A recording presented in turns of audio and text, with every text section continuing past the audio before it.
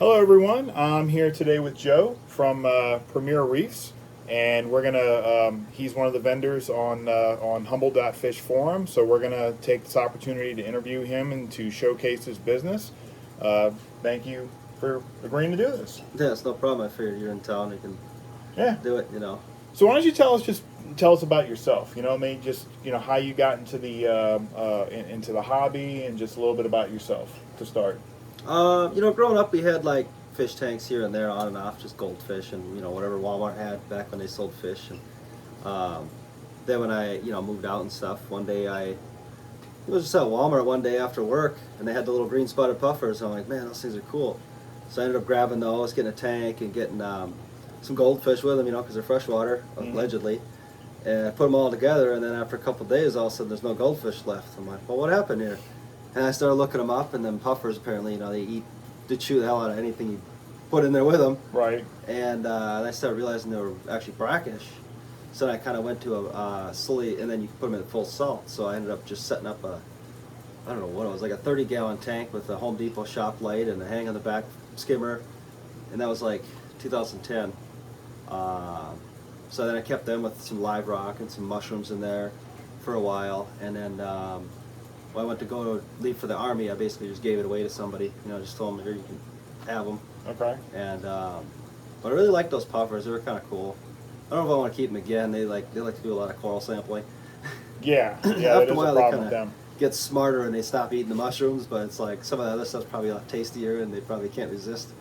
But then after the Army, when I was in the Army, I had I got married and stuff, and we lived in on-base housing instead of the barracks, and then ended up getting a tank again because I missed it or whatever, and I don't know when I started, like a 55 or something like that. And Okay. Moved up to a 75, and that was pretty all right. It was mostly soft coral, a little bit stony coral, and then I found a really good deal on a 300-gallon, and I had that going for like a year and a half. I had a big batfish. It was like like this tall and like this long, but he got too big. Like I got him used because it was too big for like a 55 he came out of. Mm-hmm. So I put him in the 300 after quarantining and stuff, and then that tank too. I went through and did chloroquine and quarantined all the fish like 4 times, and it was just back when I was like, I think I know what I'm doing, but I really didn't. Right. I skipped and cut a lot of corners on the quarantine thing, and trying to do the in-tank quarantine. So like, I can't pull these out, put them somewhere, and That learning curve. yeah, and it always comes back to bite you. Doing it halfway like that, and then I gave him away to, what the heck's that place called? The Greensboro Science Center in North Carolina. They've got Okay. him there still. It was like 2015 when I had him. So I mean, Okay. it's been like 8 years. So how long were you in the Army for? 5 years. Oh, well, thank you for your service. Yeah. I was in the Navy for 4. Okay. So yeah. Yeah, I realized that after about a year, after training and I got to my duty station at 82nd Airborne, I was like, yeah, this isn't for me. Right. I knew it right away. I was like, yeah, this is not. It's good for 4 or 5 years, but not Yeah. long term. Yeah. Okay. And so I just, fulfilled my contract, and then it didn't re-up, and I got out because, I joined when I was 20. So Okay. I was already, going out working and doing all the adult things that most people don't do prior. They join at 17, they don't know how to adult. So to them, the Army's easy because they're just Right. like, oh, they, make sure you get money to pay your bills. Most of your bills, you don't have any bills besides your car note and your insurance, and your housing's paid for. It's just like, for a lot of people, that's, I was always broke. yeah. I never had any money. Yeah, well, and you just When I always, was yeah, in- and that was the thing, is they always spend money like mad because they didn't Yep. really know how to, save money. Like you're basically like you're waiting for payday, and you've got like maybe $1 or 2 maybe, and then it's like payday, you're rich, and then a The week next day later you're you're not, poor. yeah. Yeah, exactly. So you had aquariums while you were in the Army. Yeah, Okay, cool. and they did all right. My wife was more willing to do things with the tanks back then. Okay. She's not so much now, but I'd go on training, and she could take care of the tanks for a while. Just feed them, and I did have ATOs on the tank at the time. I don't run them anymore. I just don't trust them. I never really had a catastrophe, but I had a couple times where they did goofy stuff with little float switches. I'm just like, I just don't trust these things, man. Right. So I just got away from ATOs. I top off the 2 tanks manually, and then the other one, it's on peristaltic pump with the culp washer 24/7. Okay. So it keeps it topped off, and then I manually add a little or scoop some water out if I need to. But then we moved back home, and then we lived with my parents for a while. Started with my mom. We had some issues, so we moved with my dad, and then we bought this place, and then a month later my son passed away. I'm sorry. And I was just like, at that point I was like, hey, I'm done with having like the fast cars, the project cars, and Right. fish tanks. It's just like, it's time to be a grown man, Yeah. take care of your kids. And after a couple of months of just being really depressed and everything, it's like losing a part of yourself. It's I don't know, one of the worst things that can happen to a person. And after that, I was just like, man, I miss having a tank. So I just kind of got, started cruising Craigslist and Facebook and stuff, and I got a tank, and I don't know what I even started with, like a 10-gallon. I think went to a BioCube, and then finally I got a 60-gallon, it's like a 55, but like this much taller, and that was drilled with the sump, and that one I had that for like 2 years, and I finally moved up to that 90-gallon I have now. And when I switched that 90-gallon, I switched to metal halides from LEDs. I always ran LEDs like Okay. pretty much forever. Since my first tank, I had that. What kind of halides did you use? Just a pair of 150 watts. Okay. Double enders, just because Okay. that's. And I use plus right bulbs, which you can't get anymore. They're toast, which is unfortunate. But yeah, I just. I bought a fixture for 150 bucks. It was like, well, that does both sides of the tank. 4-foot tank, $150 fixture. It's kind of winning. The bulbs are like new. Had LED strips in it. It was kind of DIY stuff, but as those go, they burned out pretty quick, and I fixed them, and I just got sick of fixing them, so I just disconnected them, quit running them. So it's just the halides run for, I think they're up to like 14 hours a day right now. I don't know, Okay. 12 or 14. I run them long. Most people are like, oh, I run the halide for like 5 hours peak day. I'm like, just run them all day, man. Just like the sun. The sun's nice and Right. bright most of the day, most days. makes Sometimes sense. you get clouds or whatever, but for the most part, you get that ramp up in the morning, ramp out bottom. But it's not, a long ramp time really for a lot of coral. A lot of the shallow water. We mostly keep shallow water coral. It's not deep water coral where it's, that blue or green down there. So what got you because now you're heavily focused on corals. So what because everybody's got something about the hobby that piques their interest. Some people are into fish. For some people, it's the technology. Or for some people, they love corals. They love growing corals. So what did that for you? Probably just the fact that I was able to keep coral pretty easily for the most part. I mostly had soft coral starting out, and got stuck with it because I like it. I like the way it moves in the water and the different shapes they grow in, and they're cheap. That's kind of the big thing for me is budget, and then the fish diseases and ick and velvet, all the wipeouts I had over the years, and fighting myself, kind of doing these half-baked quarantines, and the coral always stayed. The coral was always there, and so I kind of just started leaning more towards the coral, and I would do things like not keep that many fish, and just not want to buy fish, or I get used fish from people's Right. tanks because usually they're healthier, not always, but usually. Yeah, that was kind of why I stuck with the coral mostly as the the big thing, and but yeah, switching the halides in that 90-gallon tank, it's just like everything grew so fast. It was to the point where I was once a month I'm in there chopping up half the colony. So you found it like your green thumb in the hobby is growing corals. Yeah. Yeah. Okay. And like, funny enough, I can't grow a houseplant to save my life. Like, I tried it a few times, and it just, even like a rubber tree, you can't kill those. And Right. I had it for like a year, and finally one day it just, I don't know what happened, but it just croaked. I'm like, all right, I'm done with these houseplants. Right. They're just not my thing. I can't, So what are your favorite corals? So like personally, I know you sell all kinds of corals for the business, but like personally, what would be your favorite corals? Mostly the leathers, honestly. I really Yeah. like the leathers. I don't know. I've had LPS. I've got SPS, and a lot of it's mostly the leathers. I just like the just the different shapes you can get. Yeah. Even though they're all brown. The but- little tentacles and yeah. all that. and, like even though a lot of them are brown or pink or tan, but like you get like 10 or so together. I mean, it actually looks really nice with the contrast. You don't need the Windex lighting to get the disco party going. And Right. make it look desirable, and then they grow fast, and they fill in nicely, and they can touch each other is another thing. Right. They don't get so worried about fighting each other when they touch. There's a couple that do, but for the most part, most of them can touch. And So let's talk about leather corals for a second, because some people watching this are going to be like, yeah, I would like to have leather corals, but you read online about the how they release toxins and you have to run carbon. So maybe you could tell us about that. Is that a thing? Is that something to be concerned about? How do you mitigate that? I really don't try to mitigate it. I don't think they release any more toxins than stony coral counterparts do. Okay. I think the big difference is your leathers are this big, and your stony coral's like this big usually. Okay. So just the bigger the colony, the more chemicals you're going to put out.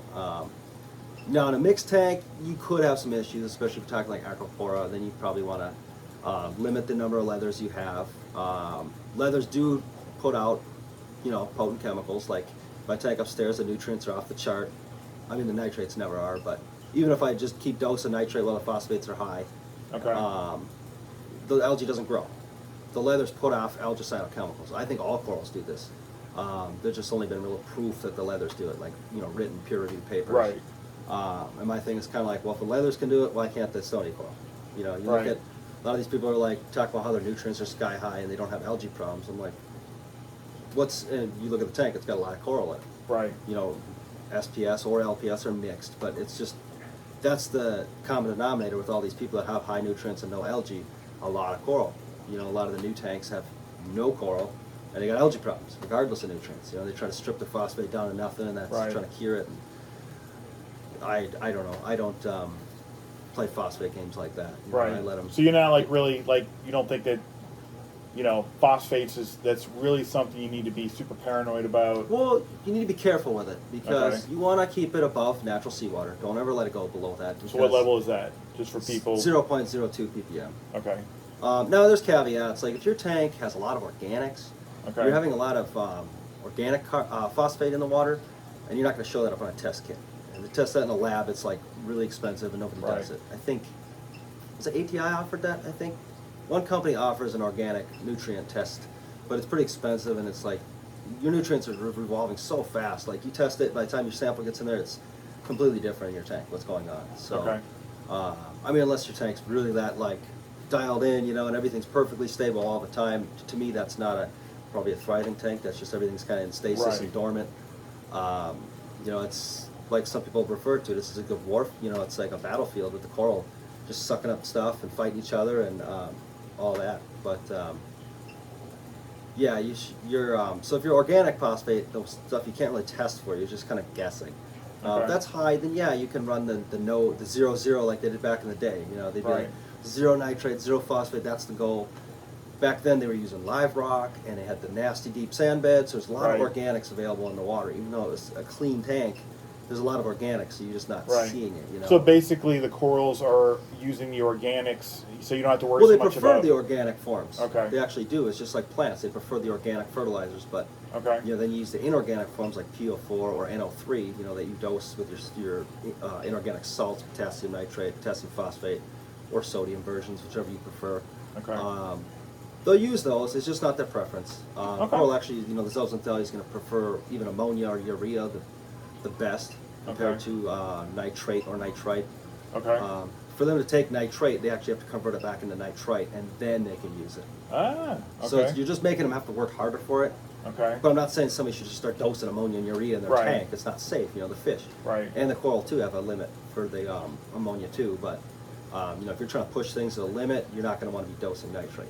But that's like you're not scared to pave new paths or possibly lose everything because you're playing games. With that. So what other? So we talk about. So maybe some people watching this are like, I didn't know really a lot about leather corals. Maybe I'm interested in leather corals because I kind of feel like soft corals have been neglected, forgotten. They're forgotten because. Well, there's a reason for that. The local fish stores, they can't go get a colony, snip it up, and then just glue it on a plug and throw it out on the racks for sale. You have to put on like a rock. Or and you got to wait a month, 2 months to really get a nice solid, adhesion. So other than leather corals, people watching this that might be interested in maybe doing soft corals other than leather corals, what are some other good soft corals that people could buy that are not invasive? Because, we don't really, you don't want to do Xenia, Anthalia, things like that, things that just spread like crazy. So what are some good soft corals that, especially for beginners, that are not invasive, that are attractive, that are good corals?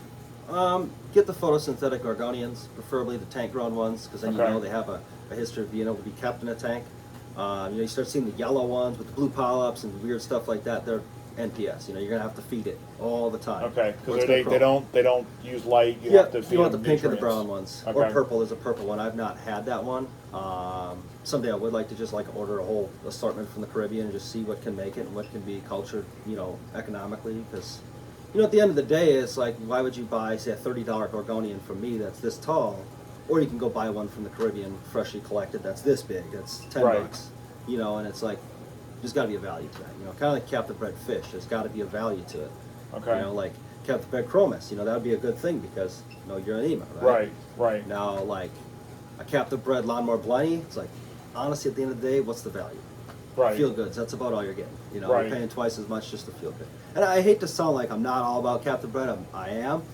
It's just you need to make sure that there's that value added to it. You know, Right. It's worth it. In like places like Biota with their high, you know, biosecurity, that's a value added. You know, you don't have to worry about taking that fish and tossing it in your tank. You don't have to.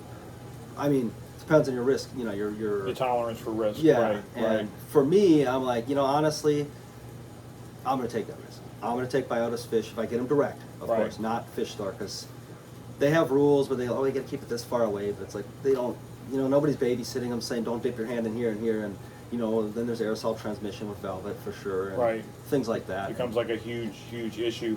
So going back, okay, so we talk about soft corals. What about, you know, because I like to like do these videos and I like to like just assume that the people watching this know, like they're more beginners, Mhm. to give them basic information. So they got information now about like soft corals. What about LPS? Moving on to LPS, what are some good beginner LPS corals that you can recommend that people can try? I'd say like the trumpet corals always Okay. do good, or candy canes, pinwheel, whatever you want to call them. Duncans are a good one. Okay. What's another LPS? Most Euphilia, would you say? If it's tank growing, Okay. now with all the crap coming out of Indo with the brown jelly disease and the And all your stuff is tank grown, right? Acrobacter. Yeah, Okay. I did one box of Mariculture, and like I looked at this stuff, and like when I cut it up, I was looking at the skeletal growth, and I was really looking at this stuff. Like, I'm a skeptic. I'm a big skeptic of Right. everything. You know, at first I'm like, it's BS on everything I look at. I'm like, it's probably BS, and that's just the mindset because a lot of it is. Right. You know, a lot of these guys out there talking, they're just like they're so full of themselves. It's 90% ego and like, you know, 10% of actual facts, and a lot of the Right. rest garbage. So you were able to like watch the corals and everything, like basically look for pests. That's the other Just thing. so I quarantine, you know, I put Yeah. them in a special, what do you call it? You know, kind of refitted my fish quarantine system Right. to cater to coral. You know, I put a little bit better lighting on there, and but I put them all in there, and I lost a lot. It was mostly Euphilia I got, and I Right. lost so much to brown jelly. Brown jelly disease. Um, So that's something else. You know, people watching this, if you're new, you may not know. Look, these corals can come with pests. They can come with flatworms. Yeah. You know, SPS can come with nudibranchs. They can come with the aquapora eating flatworms. Brown jelly disease is a Yeah, and that's problem with, kind of the with current- LPS. So that's another reason to buy from a vendor like Joe here, because he is screening these corals and taking the risk for you to ensure that these corals are pest free. Yeah, and I don't want to call anybody out by name, but there's a lot of big, you know, coral farmers out there, and if you look at their offerings, it's, you know, you kind of got to look a little bit. A new hobbyist not going to see this, Right. but like they're not farming cinerinas, they're not farming lobophilia or acanthos, those big donuts. They're not farming that stuff, man. Right. You know, and when they're offering a lot of these, you know what I mean? It makes you question, like, are they actually growing coral effectively? Right. Are they just flipping wild caught and stuff? it gets to the point where it's like, you know, the word aquaculture, I don't even use it for marketing purposes anymore because it's so abused. And, Right. you know, people are like, oh, it's aquaculture coral, and you look on their website, and you couldn't really tell if it was like a wild colony they just chopped up, threw it on a frag plug, and waited 2 months for it to encrust a little bit, and then sold it. And some people consider that aquaculture. I'm Right. like, it's really not. You know, true aquaculture should be selling 100% tank-grown, you know, flesh or tissue or skeleton. Right. It shouldn't be half and half or anything like that. There are some people that do a really good job of, you know, doing that properly. You know, myself, I try to, you know, but at some point, I don't want the wild, you know, tissue at all in my tanks, so I will just sell that stuff. And, you know, it's, of course, it's like a year or two since I've gotten it. You know, I don't Right. buy stuff, quarantine it, and then just like start chopping up and sell it. You know, I'll quarantine it, and then it sits in the back of the tank for a year, 2 years. And Right. It takes So you're that able to long. kind of watch it, see how it's doing, watch for pests. Yeah, and then see if it's something viable to Right. grow or not. You know, if it's something that sits there for a year and doesn't grow for anything, you know, maybe give it a little bit longer. And Right. it's still nothing, all right, I'll just sell it and move on with my life. You know, it's I have limited space, so I can't have everything available all the time. And so for me, it's just what can I grow efficiently, you know, for the space it takes up. And then, you know, of course, like if something grows slow, or at least for me anyway, you know, like say a lobophilia, yeah, you can culture those, no problem. But if you look at the ROI on that, ROI, you're talking about taking up a space this big, Right. and you're going to get, maybe if you're really, trying to get some money out of it, maybe $90 for a little, a single small head of it. Right. After 2 years of growing. It's like, Right. that's not a very good, Not a good, profit margin. Yeah. And it's eating up real estate. Yeah. Yeah, in your frag tanks. And then low walls too, now you got to give them this much space because they'll throw their minstrels, they call them, they're just their guts. Right. And they'll just start eating coral next to it. Okay. And then you got like Euphilia too, you can put all your Euphilia together, but you can't just like spread it out wherever you want because of sweepers, or like chalice corals of sweepers. You got to worry about things, but like Galaxia's another nasty Right, you gotta one have like space in between them. Yeah, so now you're just taking up way more space, whereas like, well, zoas, they'll grow into each other, but then you can kind of chop them apart if you really need to. Right. So for those wondering and maybe saying, what are you talking about sweepers? Again, beginners possibly watching this. LPS corals, all LPS corals have sweepers, which they deploy at night to capture food and things in the water. However, they also need space in between each other because they'll sting each other, or they'll sting any other coral that's within the range of their sweepers. Yeah. Yeah. So it can be... So you want to space your LPS corals out accordingly. Or you just get stuff like, Blastos, or like the candy canes, the Right. Duncans, where they really don't do the sweepers. I guess they might have them, but I've never seen them. Right. So those, I guess they can grow into each other a little bit, but as soon as there's that physical contact, they're going to start doing the chemical warfare. And, I think all Euphilia play nice except for the torches, right? The torches are the one that have to... and I think it's only the what do you call it? There's there's at least two torch species, but one of them's Okay. not so bad as the other one. The Okay. one everybody wants, the longer tentacles. Those are the ones that will sting even other Yeah, Euphilia, those are the like ones that are other bad. frog spawn and hammers Yeah. and stuff like that. And then there's the other one, it's the cristata. It's kind of like the poor man's torch, or they call it grape coral, or it's got Okay. like 50 different names. That one Okay. doesn't seem to be so bad. Okay. But just little things that people need to know. You're new, you're a beginner, and you're like, oh, well, LPS look good to me. Euphilia looks good to me. Just know they have sweepers, so in a lot of cases you have to have space between them. Like we were talking about soft corals, not as big of a problem. You can have mushrooms growing right up to a leather coral or whatever. Yeah, it depends on the leather corals. Like if it's like a finger leather, Okay. it's not going to enjoy being stung by, say, a Rhodactis. They're pretty strong. Discosomas, not so much. The smoothies, the smooth ones, those aren't so bad. But the Rhodactis got a pretty strong sting. Okay. So like on a toadstool, it can touch the stalk of it. Okay. It's not going to bother it, but if it touches like the cap, it's Okay. going to sting it, and it's going to start receding a little bit. And it'll fight back a little bit, but it just sends up a stalemate until that toadstool grows higher. And if you listen to him, the knowledge that he has on these different corals and what plays nice with what, that's another advantage of buying from a vendor like Joe, buying from Premier Reefs, because he can advise you. You can tell him, look, this is what I have, and these are the corals I already have, what plays nice with what I already have, what plays nice together, because you're getting this customer service, you're getting this someone to advise you on Yeah, and on I how to never stock sell your stuff tank. to people that, if they're like, hey, I just got a new tank, what coral should I get? Right. I'm like, well, not acros, Right. I try to brag that my acros are a little bit tougher than most, just because the abuse I've put them through. Acros being the most difficult, SPS typically there are. So what are some, Yeah. okay, so moving on to SPS, when I was more into corals, I usually do monocaps. What are like the easier SPS for people to keep? It's going to be the monoporous. Monoporous, okay. Then there was a caveat, we were talking earlier before when you first got here about the nudibranchs, That's the number one reason to buy monopora from a reputable coral grower that's not just constantly, getting an influx of wild coral all the time, because those money-eating nudibranchs are no joke. You can look at the most popular cure is to just pull all the monies out of your tank, throw them in the trash, and wait 6 to 9 months before you think about trying again. Okay. Because you can dip them once and that'll kill the adults, but it doesn't touch the eggs. I looked at the life cycle at one point. I have it written down somewhere. I have to reference it again, but it's not just to dip it and send it and call it a day. You got to dip them. Put them into a special quarantine tank. Pull them out after a week. Dip them again. Dip them like every few days or every week for almost 2 months. I forget how long it is, but then you can move them into a separate observation tank. Really watch them, and then you can move them into the system. So like for me, Okay. I don't just get monoporous. Like people are like, hey, you want this monopora? I'm like, no, I don't. There's a lot of people locally who will ask if I want a coral or want to trade, and I unfortunately have to tell them no, because like right now I don't have a quarantine system for coral set up. So usually the answer is no. I'm sorry, I can't risk it. I can't chance it. No, and then not just the coral stuff, the fish disease. Like, you know, it's not that I like have any special pet fish or anything. I just don't like buying new fish. I don't like quarantining fish. Right. You know, I used to sell the quarantine fish, but I just did not enjoy it whatsoever.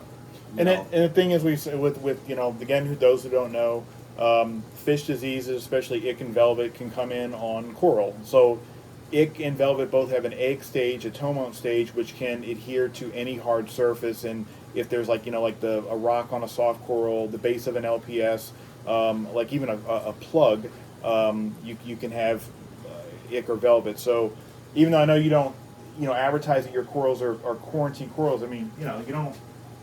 You know, you've had these for years and years, and you're pretty much doing everything in house. So probably a very low chance that people. Yeah, and that's what I tell people. You know, I tell them like I don't promise or guarantee quarantine. I did for a while back when my tanks were fishless. Mm-hmm. They were fishless for I think about 9 months straight, and I just, you know, I don't know if it was just the fact that it was fishless, but I just had a lot of problems, and I was like, you know, let's just put fish in there. You know? And I think it just kind of goes back to that organic versus inorganic nutrients. You know, your dose of nitrate and phosphate.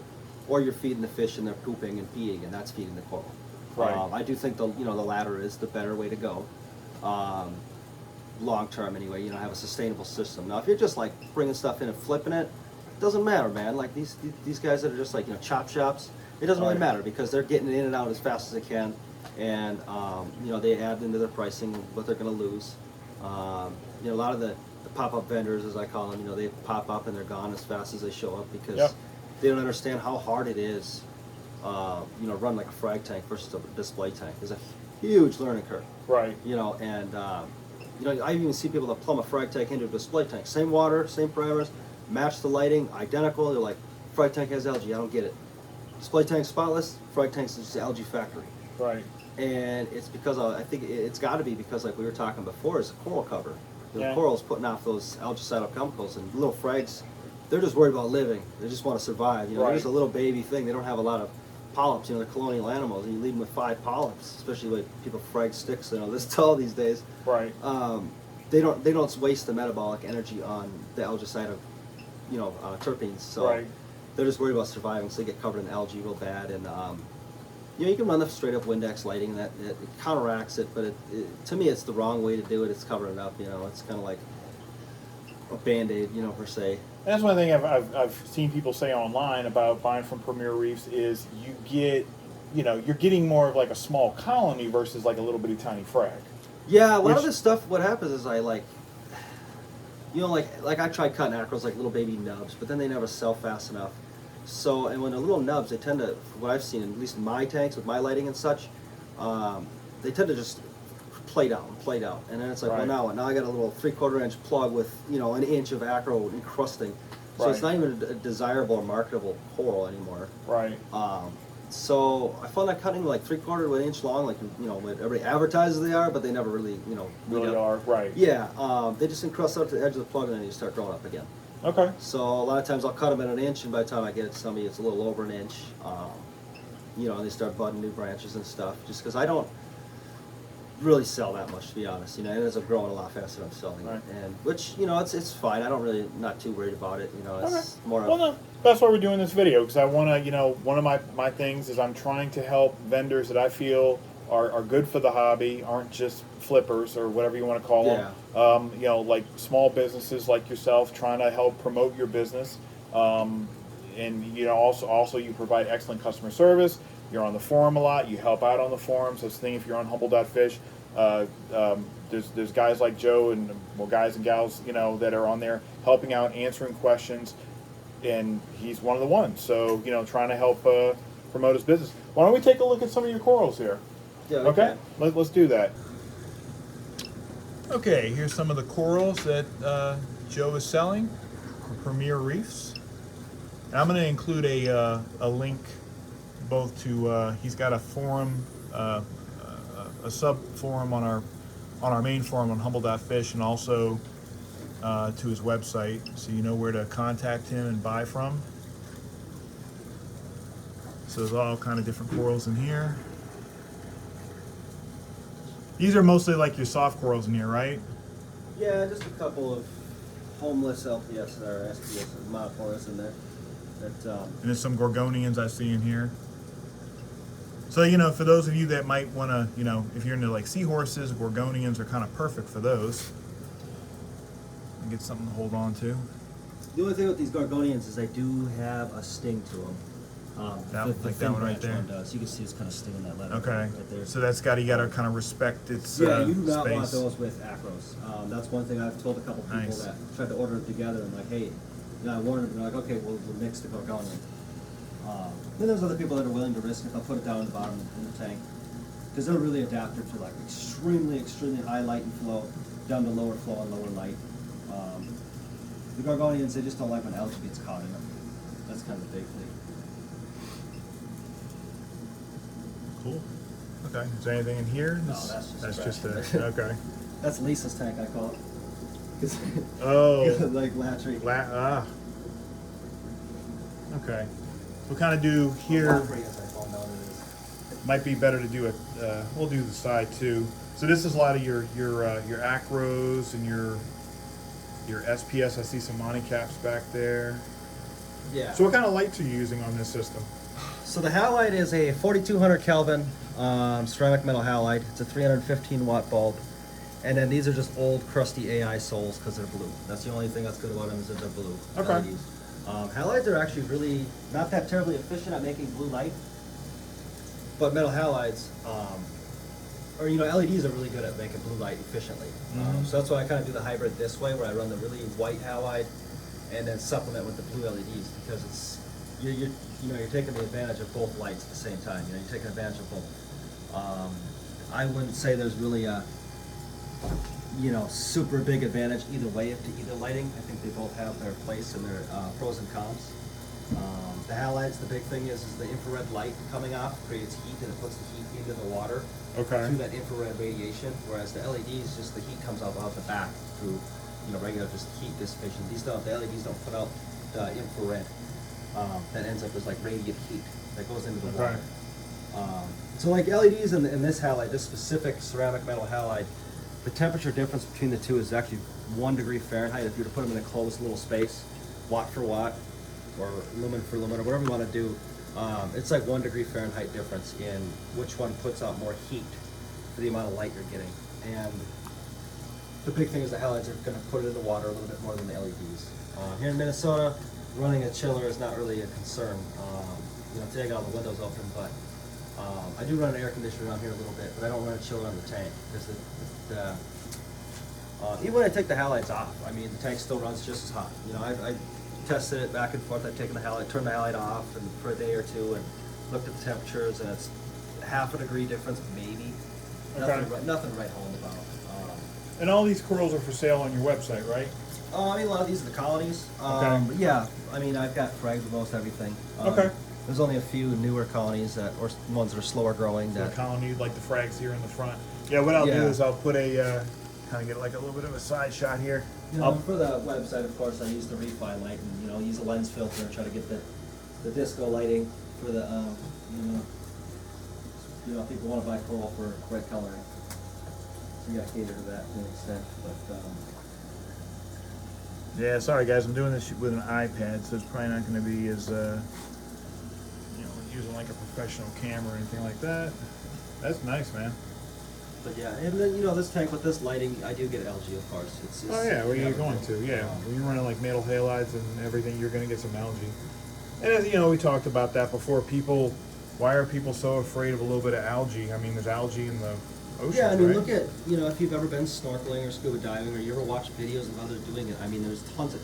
Even look at videos of the mariculture wracks. They look just like this, dude. For the longest time, like, what am I doing wrong? What am I doing wrong? And then I started looking at those videos of that and those pictures of those mariculture racks. I'm like, I'm not doing anything wrong. Right. I could put them under the Windex blue lighting, but they just don't grow.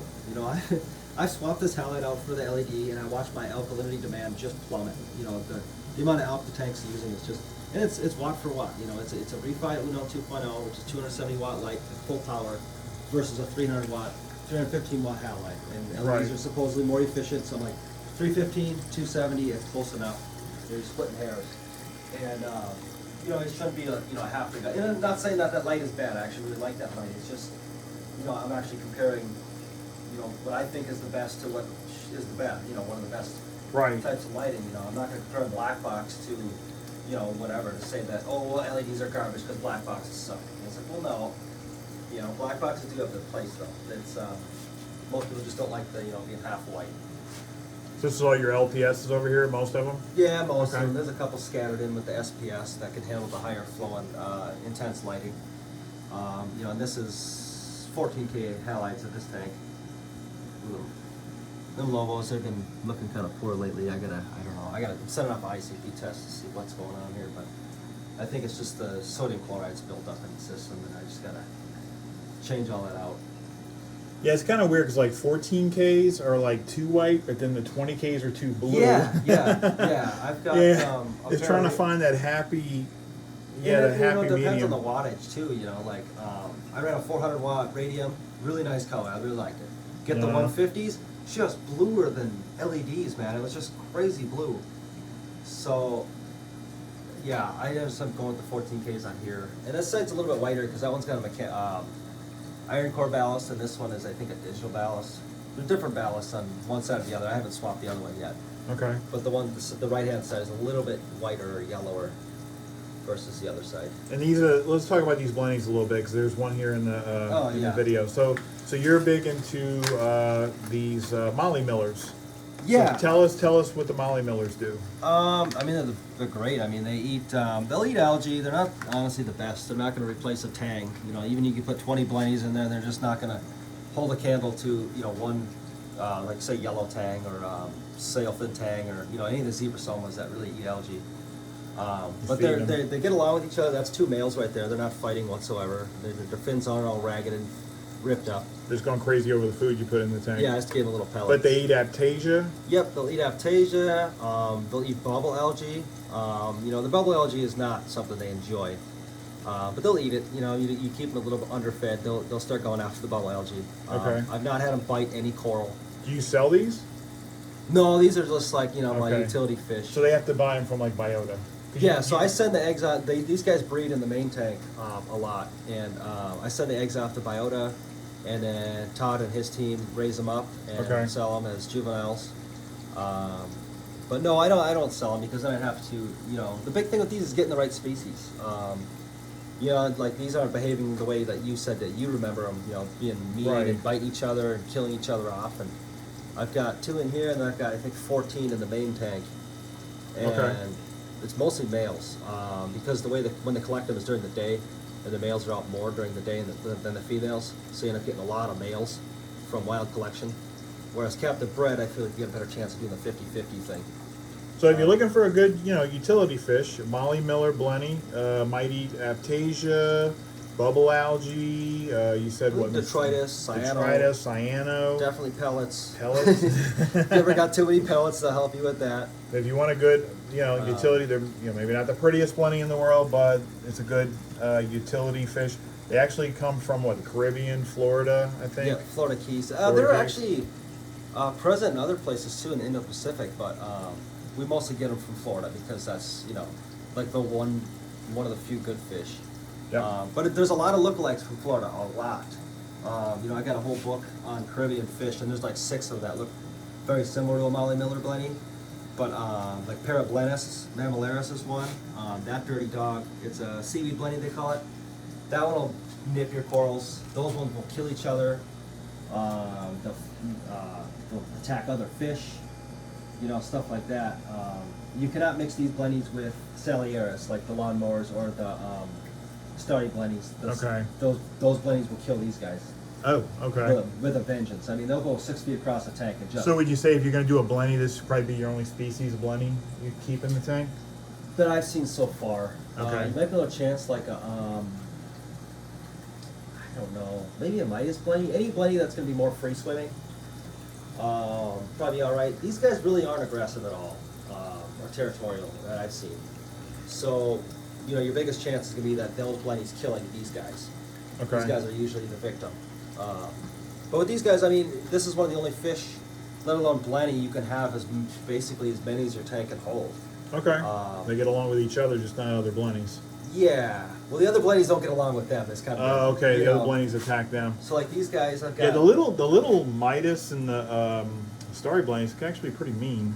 They actually will nip on like larger fish's fins and. So, and I've got these with a clown goby, and they pay him no mind. They'll sit on the same coral together. Yeah, I figure we could do next. Do a like your home aquarium. Do Yeah, like we some can do video of that. Yeah. Let's do one more over here while we're talking. Okay, and I can feed all these boys. Okay. Nuts, dude. These guys, there's a lot more in here. That's why. Get some. Feed the koi pond here. Come on, you guys. So again, Premier Reefs. Guess they're not going nuts. You want to buy some corals and good prices too, everyone. Yeah, way too good. Yeah, you have to go on the website, but they have some really good prices. Oh, I guess the planes here. Yeah, they're all under the racks, under the egg crate. I can see them. Yeah, they're used to the ultra high flow in here. I see there's like a convict tang in there. Yeah, there's a convict tang, a fox face, and a sailfin tang with So these fish are all kind of like utility fish to eat, like you Yeah. know, nuisance algae, whatever. Yeah, they help keep up with it. To be honest, I end up having to pull all the racks out and pressure wash them off every like 2 months. Right. At this point, I'm just kind of, I don't know, I think a lot of it is my tap water. It's just so bad, it just tears up the system. You know, I'm using like probably 100 gallons a week. Okay. And the water here is really hard and the chloramines are really high. So if I don't, we just, our streets all tore up. So I was on temp water, it was bypassing my water softener. And, I tried to make water beforehand, but I can only hold 50 gallons of RO water. And that didn't last long. And, Okay. now my membrane's toast. I gotta buy a new membrane, all new pre-filters, and then go from there. And then it's gonna take me months to get back to a little bit cleaner. It was staying really clean in here actually for a while, like really clean. Okay. But with whatever it is in that water, it's just bad. So, let me ask you a question about your lights. Not to cut you off, but you use a lot of halides, but then a lot of your customers probably have LED only. Is there any kind of acclimation procedure that they should do when buying your corals? Since your corals are more used to halides, and you have an all LED. I do run the hybrid lighting, so Okay. they're getting a decent bit of LED lighting. But honestly, I don't know. I pull them out of here and I put them in the tank over there with the frag racks, like Okay. it's all LEDs. Mostly because I get less algae over there. But I don't really acclimate them. I just throw them over there, and I Okay. don't notice a problem much. And then as long as you don't take them and say like take an acro and you just like stick around the top of your rock and you're roasting with 1,000 par from LEDs, Right. You'll be all right. Put them on a rack on the side, Okay. move them up over time, like a couple weeks or something. Just kind of watch them, make sure they're not losing color. But I do normally keep the frags in the LED lit tanks just so people don't have to worry about that. And then a lot of people don't run these halides anymore, even T5s, getting away from it because mostly marketing, but because that's just what works better for them. I don't expect anybody in like say Florida or Texas or Arizona to ever even look at a halide. Right. Because they're gonna have to run a chiller. Right, They're right. gonna have to. So when you ship in what's the salinity? 2.5, 1.0. Yeah, 1.025, 1.026. Wherever. So do you just Hopefully. recommend most of your customers just float and release? Don't have to do any like drip acclimation, or do you Yeah, still just float them for temp if you Okay. even feel like doing that, and then dip them in whatever you want. I prefer to tell people not to dip it in like all these toxic insecticides and crap. But Right. It's like I get it. It's hard to trust somebody. I don't have acropedic eating flatworms. You don't see any wrasses or mandarins or pipefish swimming around going crazy eating flatworms Okay. or nudibranchs. I just don't believe that that's something you should try to manage. Okay. I've seen people do it, like even like Sanjay, y'all look up to Sanjay as like, Sanjay Joshi is, because his tank is banging, it's amazing. Right. He's like, they manage themselves, and I'm like, personally, I don't think that's something I want to try to do. So, I'm not saying this lighting is the best either. There's certain coral that I do not keep under this lighting because they just don't grow as well. I don't want to blind y'all, but I've gotten tank grown coral from other people that they've had for years and they've kept under LEDs for years. And I put them under here, they don't die. They don't bleach out. They just don't grow. right. Or they'll grow extremely slow. And I put them under the LEDs and it's just like flipping a switch. They just start growing. Right. So You just never know. yeah, so Yeah. It's actually and they do get again. acclimated to the that bluer spectrum, with the lack of white and green and yellow and orange. But for the most part, it really doesn't. It's kind of preference. It's not a big deal. For this light, if I don't put the blue lights on it, the blue LEDs, it's super yellow. I mean, it's like banana yellow. This cell is a 4200K, but I think it's a little bit closer to like a 5 or 6K. Okay.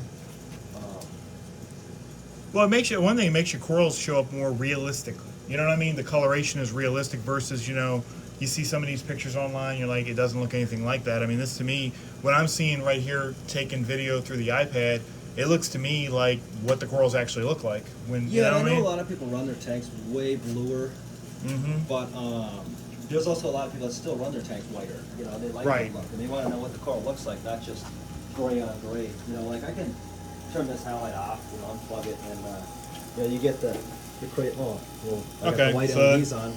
There we go. That's like more like the blue look. Yeah, and that's still with the whites on the same color. I mean, it's, I don't know. I think it's Yeah, you know, everybody's got their preference, I guess. probably 2 blue to 1 white. So this is, to me, this is about as blue as I like a tank. But I mean, you could see like the yellow halide does not cause browning of coral. That's more nutrients and trace elements and all these other factors. But lighting itself, like the spectrum of your lighting, does not really play a major factor in color. It is a factor, it is. You know, if you put them under the blue light, some stuff develops colors you won't see normally. But like, you know, this like Miyagi tort I got from Vet on the forum. I mean, that is not brown. You know. Yeah, that's blue. That is very, very blue. And I think the blues, Dana has an article on it, Dana Riddle. But like, you know, the blues are one that you're not going to really get that from the blue LEDs. The 450 nanometers, that, you know, that's what most people's blue is heavy in because that's what supports the calcification in the host. Mm-hmm. That mostly makes the greens come out a lot brighter. But that's about it. Other than that, it's not actually helping develop other colors. It'll help them fluoresce, but not develop and maintain them and keep them. So like some of the stuff, you know, I do, if I keep it under here and I sell it to people, the color will change a little bit. You know, it's not going to be drastic, and I'm not going to tell you, oh, it's just your lighting, it's just your lighting, it's just your lighting, your lighting's bad. I'm not going to play those games or tell you to chase trace elements. You know, I'll be honest with you. Like, well, some of the colors do change a little bit. For the most part, though, I don't really, going from here to the LEDs, I don't really notice a big change in color. The big thing is frags are going to be a different color than the colonies. Like, for example, like this is a frag off of this colony here. Like, you'll see, you know, this is what you're going to see, you know, as the colony picture, but then this is the frag you get, and you're like, well, wait, that's not the same coral.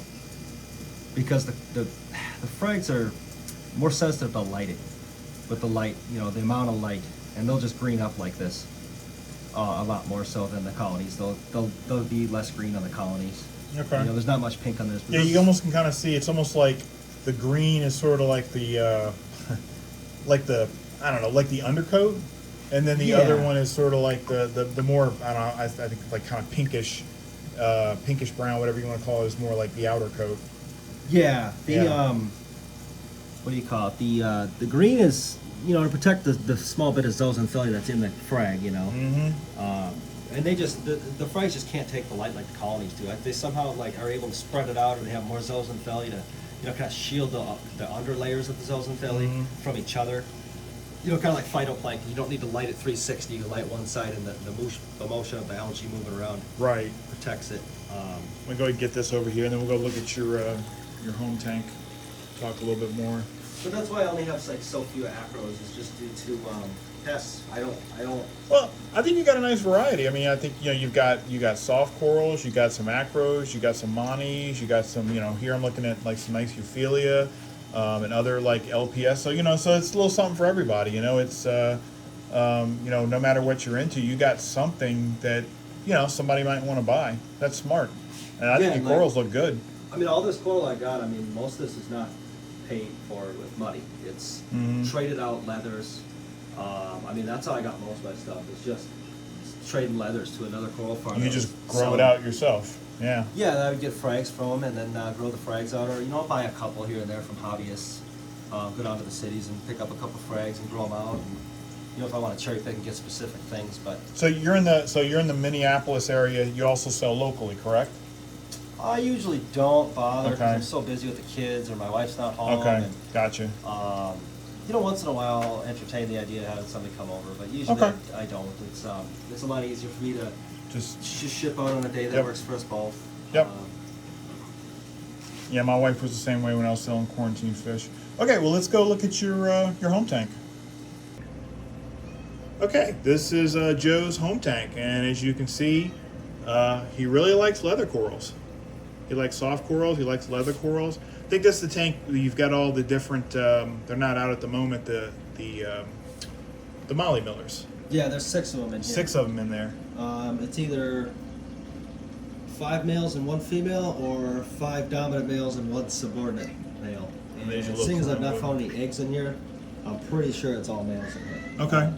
So there's 6 of them. This is a 90-gallon tank, 18 inches by 48 inches. And you put 6 in there, and that's a pretty good. I'd say that's probably about the limit on the amount of plantings you can put together before it's probably too many. So when we were talking about the molly millers eat aptasia, just to clarify, they only eat like the small aptasia. They won't touch like the giant ones, right? Yeah, unfortunately, Okay. they don't really get the giant ones. So, like on the other side of the tank, you see a Right. couple, and this only has 1 door on the canopy on one side, so I can't really reach the other ones. Okay. And unfortunately, they do not eat these brown poopy pallies. These trash pallies. Unfortunately, they do not eat those. Okay. You like to get rid of those, huh? Yeah, this was all covered, so I ended up pulling this whole rock out, put a bag over the toadstool, Okay. and pressure washed them off because they just eat caulk like it's food. It's just crazy. They're just Right. like invincible. Because I got a couple rogue ones there. I'm gonna try to keep getting with the caulk. If you hit them like every day for a week, you can kind of get them. But yeah, this is just all leather corals primarily. There's a lot of different kinds. There's 2 different toadstools here. There's a devil's hand. He's still kind of closed up because the nutrients out of whack. And then there's that's called a dampia. It's a really weird leather coral that's not common because this is a big giant brown turd. Okay. But the blennies and the clown gubby, they love sitting on it, so they can have it. That's pretty cool. Like, I mean, they're pretty big blennies, so they don't even mess with the clown goby, huh? They'll sit right next to him. Yeah, they. Okay. I don't know if it's because they know he's yellow and they just know that's probably not good to eat because it's toxic. Because they do Right. have toxic skin. I don't know if you're aware. Oh, I didn't know that about clown gobies. Yeah, that's why they can get away with just kind of sitting out in the open because most fish already know they're toxic. Kind of like mandarins, Okay. They got toxic So stuff. that they secrete the toxic mucus. So if you look here, this has been going on for a while. But if you look just on the edge of that leather, you can see the spicules are coming out, or like on here, right up there, where the mushrooms are stinging it. Let me get your family. Point at it again. Look right there. You can see where it's a little bit lighter color and the Oh, spicules yeah, are yeah, sticking yeah. out. Okay. So the mushrooms will sting these. These are rhodactis. These are the more stingy ones. But they're tolerant of it. They don't like it, obviously. This thing should be open a little bit more. Okay. But it still opens. It still grows slowly. Looks good. I think everything looks good. And you can see like the toadstool where it's touching the. Is it touching? Yeah, it should be. It's probably touching the stalk, but it doesn't bother that toadstool any. Okay. Or like here's a discosoma. These are less stingy. That's touching that one a little bit when the current blows it. It doesn't bother it any. So these 2 leathers touch. So you can like mix and match leathers, and the fighting between them, if you will. Is Yeah, gonna I've only be had minimal. one leather that stung other leathers. And it was a cladiella, like really flat, brown-looking thing. Kind Okay. of looks like this on the other side, that finger leather cladiella, but it grows really fast, so I took it out of here. Cool. Like Is that a kinda- cabbage leather right here? Yeah, this is a green cabbage. It's going to look a lot greener under LEDs because, as you can tell, it's very white lighting. And then above it, that's where is it? There it is, Fiji yellow. Yep. And I used to this have one of those. pink cabbage. The Fiji yellow grows so slow, but it's getting there. Yeah, but they're beautiful. Of frags. Yeah, but yeah, pretty much everything. I started with this tank, just everything growing so fast. You had to get rid of the leathers, and it was a lot easier to trade them out for stony coral than it was to get money for them. Right. So I set up a frag tank for the leathers, and then finally I just got to the point where I'm like, I just can't keep keeping them. I can't keep Right. setting up more tanks. And these are great beginner corals. So for people like, because look, sometimes I encounter people that they jump right into acros. Yep, or torches. And they're struggling and Or gully struggling and struggling. And they're like, everything's dying, and they're getting like sick of it. And I'm like depressed. And I'm like, well, why don't you drop back a little? Maybe try some easier corals, gain some experience, and then maybe in your next tank or whatever, you step it up to something else. Yeah, like say you want to get rid of these leathers, like okay, now to an acro dominant. You can take your toadstool here. Toadstools are easiest. Cut it off flush. Squirt a little caulk on that stem. It'll melt away and be gone. Right. Gone. Yep. Same as the sinularies, the finger leathers. You can do the same thing. Cut it off low. Squirt a little caulk on it. It'll melt off and die. It'll be you know, they'll come back. You can cut them off, flush and leave it. It'll come back if they're healthy. They got enough, you know, nutrients stored into them, energy stored into them to grow back new polyps. Like a toadstool like this, you cut that off, flush, and 2 months later, it's already poking new polyps somehow out of the stalk. It's crazy. Leathers are crazy like that. So leather corals is not a permanent thing. I mean, if you start with leathers and then you get tired of them after a couple of years and you're like, well, I want to do something else, you can kind of, you know, like replace them. You can, like mushrooms, Xenia, GSP. Those are going to be more your, you know, permanent decision type of situation there. Right. If I wanted to get these mushrooms all out of here, you're replacing the rock, you know. Yep. But yeah, this tank is in this tank. You know, I do a water change once a year, like 50%. Vacuum the sand when I do that, and then I just feed the fish every day. And then once a month, I'll test and dose alkalinity if needed, and then top off the water once a week. And that's so you only do a water change once a year on this tank, yeah. Okay, so there you go. If you're looking for a low maintenance, easy to take care of tank, you know, this might be for you. And I think a lot of the stability in this tank is due to the live rock. This is old, crusty live rock I've acquired from used tanks, and you know, of course, I at one point, you know, the not quarantining and just throwing everything in there caught up to me, so I had to go full fallow and all that. But you know, it keeps all this stuff alive. You know, I got yellow sponges in here, and I don't mind the cyano, but you know, I got this like other sponge here, and then I got this purple photosynthetic sponge. That one can get out of hand. Here's one of them big aptasias the blennies can't get. So if you can reach them, it's not so bad. You know, you squirt a little caulk on them and they die. They're not like those pallies that are invincible. Right. But yeah, you just hit a couple big ones once in a while, but then they keep them all really, really well managed. You know, I mean, there's none anywhere else. You know, there's just one there, one there, one there, and then there's one in the rocks over here somewhere. Right. And some in the overflow. But well, probably like the babies, the blennies are taking care of them. Yeah, they get them before keeps you them, even keeps see them in check. You know. These are just ones they happen to miss. You know. Yeah, aptasia's not a big problem unless you just let it just get out of control. You know, which you have to. It's one of those things. If you have it, well, just learn to manage it, because that's just, you're never going to get every single one of them. I don't care. I mean, maybe if you do one of the Bergia nudibranchs or something. They never. So they'll get it like 99.9% of the way down. Okay. And then all your Bergia starve and die, and then a few months later, a year later, poof, They're back factory. again. And yeah, so they're not really the end-all solution either. You know, a filefish or a copper band or blennies, they can help manage it and get it down to numbers that are completely, you know, you don't even care about them, because they're just like one or two, and you're like, whatever, I just put a little caulk on it. You know, the blennies, they take care of the bubble algae. I had a bunch in here at one point. Foxface was in here until he got big, because it's only a 90. So I had to take him out. And then, but the blennies, they eat the bubble algae. They keep it basically gone. You can see a little bit here and there. I mean, they'll be like in this sponge here. They like to grow. I get a couple in there, but they only seem to like eat it out of that sponge, which is weird. So I'll pick it out of there once in a while, suck it up. But other than that, yeah, they eat the bubble algae, which for most people that's like a godsend. You know, to have something that's not a 9-inch fish. Or like a crab that may or may not do it. Yeah. And then even if the crabs do eat it, there's a chance they might eat, you know, start hurting your coral. Not necessarily eating it, but you know, they're not really exactly delicate when they're picking for algae. It's funny. I had a rabbit fish. I forget what type it was for years and years. I never saw bubble algae in the tank, and then I just got too big for the tank, so I rehomed it. And within months, bubble algae everywhere. Yeah. So even that, I mean, after years, it never got all of it. You know, it was still somewhere. But it's one of those things. You know, aptasia, bubble algae. There's just certain things like that. You just have to learn how to manage it, not, you know, be obsessed with completely eliminating. Because I mean, it's pretty hard to do.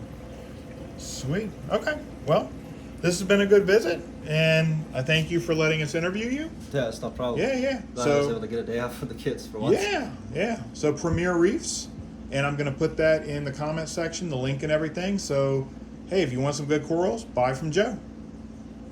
So, okay. All right, everybody. Signing off.